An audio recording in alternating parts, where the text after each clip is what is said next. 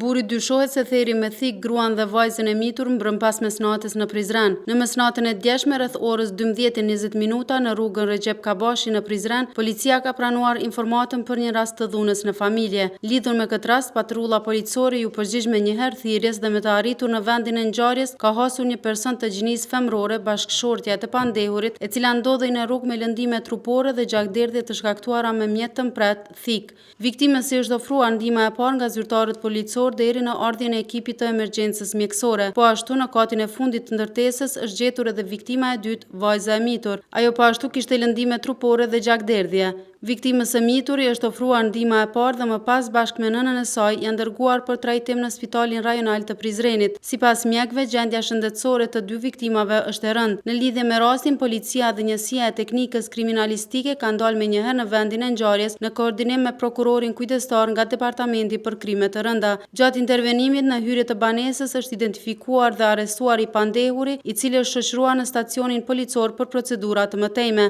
Prokurori kujdestar ka lëshuar akt vendim për ndalimin e të pandehurit në kozgjatje prej 48 orëve për shkak të dyshimit të bazuar se i njëjti ka kryer veprat penale, vrasje e rënë në tentativë dhe mbajtje në pronësi, kontroll ose posedim të paautorizuar të armëve. Brenda afatit ligjor për të njëjtin, prokuroria do të parashtrojë kërkesë për caktimin e masës së paraburgimit.